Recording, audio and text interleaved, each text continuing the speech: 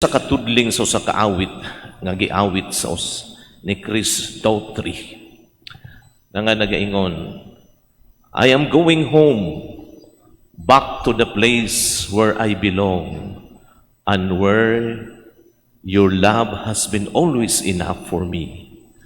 I'm going home. There's no place like home.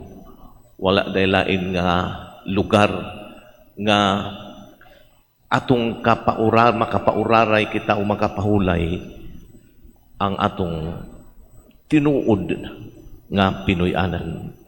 I'm going home. Karong adlaw atong gisaulog ang piyesta sa pagkayab sa atong Ginoo sa Kristo sa langit. Gi-highlight ini. Itatag mga buhok anay mga highlights, ay mga bulawanon nga mga buhok. Gi-highlight nini ang pagbalik, pagkayab, pagsaka sa langit sa atong Ginoo Hesus Kristo human siya mabanhaw. Dining maong hitabo atong masaksihan, no? Sumala sa mga pagbasa nga si Jesus sa iyang pagkatao, tawhanon nga kahimtang, no? Human sa 40 ka adlaw siya nabanhaw, uban-uban sa iyang mga tinun-an, no? Giisa, gikayab ngadto sa ginharian sa Dios. The risen one entered the realm of God, becoming one and bearing our humanity. O sa pagkayab ni Jesus dito sa ginharian sa langit, wala siya nag-inusara. Gidala usab niya ang atong tawhanon nga sitwasyon, no? Ang atong tawhanon nga kahimtang, ang tawhanon nga Jesus, ang anak sa Dios, iya sa Amahan. Busa coming home to God. Atong nakita nga gitabunan siya sa baga nga panganod, no? O didto ang mga panganod nagatimaan nga nagalingkod na siya sa tuo samahan. Giisa siya nga mahimayaon sa level nga taas pa sa tanan nga mga level. Ug diini ang tawhanon nga Jesus, iya gayud isip anak sa Dios, coming home to God, nag-work from home dito sa ginharian siyang Amahan. Ug dinhi atong nakita nga gidala usab ni Jesus ang atong tawhanon nga ang atong tawhanon nga pagkat himtang sa langit, ang mahimayaon nga pagkayab niya dito sa langit. Gidala ni Jesus ang ngadto sa ginharian siyang Amahan, ang iyang tibuok katawhanon nga sito kahimtang, ang ginatawag nga humanity has entered divinity. No? Humanity has entered divinity. Lambi kayo paminahon nga atong tawhanon di ay nga kahimtang, dili lang day kita 5 feet, 7 feet below the ground ang atong destinasyon. Diin madunot kita uban sa mga abog sa yuta, diin madunot ang atong lawas, human muhupas ang mga formalin nga gibutang human kita gilubong, apan dadun kita didto sa ginharian sa Dios. Diin nagpadayon si Jesus, paghangyo siyang Amahan alang kanato.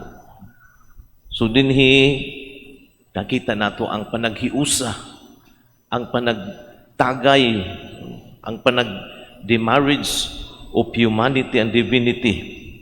Mao nga karong adlaw usab, angay usab nato pamalandungan nga samtang nagpuyo pa kita dinhi nining kalibutan nga lumalabay, nining planet Earth nga atong gipuy-an, panggaon ug mahalo nato kini aron mahimo kitang takus nga sa ulahi nga mga adlaw makabot nato ang ginharian sa Dios. So unsa man paagihan nato pagmahal kini gipuy-an nato nga kalibutan, nasayod kita karon nga gihadla kita sa daghan kaayong nga mga puwersa, sa mga ahente sa pagdunot sa atong kalibutan, no? Climate change, no? Sa mga tigulang pa, climate change, no? Global warning, di man na global warning, global warming, no? Mo nagiingon sa mga tigulang. So nining paagiha atong tan-awon nga kining atong Pinoy-anan dinhi sa kalibutan, ang planet Earth gihadla sa daghan nga mga problema, mga ahente sa pagdagmal niini, pagdunot niini. Usa niini kanang giaprobahan na sayod naman kita ni atong Mayo 16, giaprobahan sa sangguniang panlalawigan, gi-amend nila ang environmental code sa probinsya sa South Cotabato nga tugutan na ang open pit mining dinha sa Tampakan. Dako kaayo nga kasubo nga midangat kanato. Bisan pang atong kanhi nga obispo nga patay na, nangugat ang iyang mga liog sa pag-alkontra nining maong open pit mining. Kaya nasayod kita unsa ang dangatan sa nining atong buhilaman, ang atong Mother Earth. Unsang epekto sa open pit mining, no? Mga wala ang mga flora o mga fauna, kanang mga hayop o mga tanom dinha sa kabukiran. Mga displaced, mga hawa, ang mga lumad nga mga tao, madaot ang kinaiyahan. Apil lang kita din sa atong lungsod sa Pulumulok, no? Asa man paingon ang mga tailings ni ana, asa man paingon ang mga hugaw ni ana dito sa atong mga water level. Siguro kita dinhi dili pa tagamtam ni ana, kita nga mga hamtong, pero ang ato na nga mga anak, mga apo, mga sunod nga henerasyon, makaingon sila, unsa naman kining Pinoy-anan nga atong gipuy-an nga gibilin sa atong mga katigulangan. Subo kaayo, mao nga ang atong simbahan, nagapasiugda, pag-ampo, nga unta ang gobernador sa South Cotabato, si Gobernador Reynaldo Tamayo Jr. Movito nining maong pag-aprobar nila sa environmental code. Subo kaayo pamalandungon nga bisan ang atong mga leaderes, no? Bisan ang atong board member dinhi at taga Pulumulok, mi aprobar, no? Approve without thinking, no? Wala na gidesisyonan. Mao nga dunay mga pamaagi karon, no? Nay pag-ampo, no? Dunay mga sulat nga ipadala ngadto ni Governor Reynaldo Tamayo, no? Dunay mga bulak nga ihatag dito niya. Dunay mga gagmayng bata, mga pamilya nga moadto sa iyang opisina aron paghangiyo nga unta dili ni ibito nimo, supako nimo katong giaprobahan sa sangguniang panlalawigan. Ining tanan nagapamantala nga mahal nato, panggaon nato ang Pinoy-anan nga gibilin kanato sa Dios, ang atong kalibutan nga atong gipuy-an. Aron kita mahimong takus o ngayan nga sumaabot nga mga panahon sa atong pagbiya nining kalibutan nga lumalabay, sa pagsaka nato dito sa ginharian sa Dios, sa pagkayab dito sa ginharian sa langit, ang Dios andam og tagana nga mudawat kanato. Siya nga nagalingkod sa tuo sa iyang amahan, uban sa iyang otoridad ug dominion, uban sa panagdait o panaghiusa sa tawhanon kahimtang. Busa, iniining maong higayon, nga atong gisaulog karon ang pagkayab sa langit sa atong Ginoong Hesukristo. Nasuod kita sa Ginoo, naduol kita sa Ginoo, pinaagi sa pagsaka sa iyang bugtong anak. Siya nga misaka sa langit, siya nga naghatag og sugo sa iyang mga pagtulunan, no? Sa iyang mga tinunan, no? Nga ang sugo ni Jesus sa iyang pagtulun, mga iyang gidutunan, dili maingon man siya nga saka sa mo sa langit. Ang giingon ni Jesus, panglakaw kamo sa tibuok kalibutan, isangyaw ninyo ang mayong balita sa kaluwasan, o mamahimo kita nga mga ahente o instrumento nga dad-on nato ang Dios. Dad-on na kadto sa tao ug ang tao ngadto sa Dios. Mao nga mahimo kitang magnet of attraction to people towards Christ. Mahimo kitang mga higala ni Jesus nga magagiya ka nato paingon samahan. Kay kita nga ingon siya ang atong ulo, kita ang itang lawas, kita tanan nahisakop kaniya. Mao nga kining awit, I'm going home, back to the place where I belong, where your love has been always enough for me. I'm going home. Ang ayan og takos makita niini. Agi og panapos, danoy ko usa ka istorya kini nga dako pagtulunan. May usa ka adunahan nga tao, samtang dito pa sa kalibutan, tungod ka adunahan, dako kayo siya og balay, mansyon.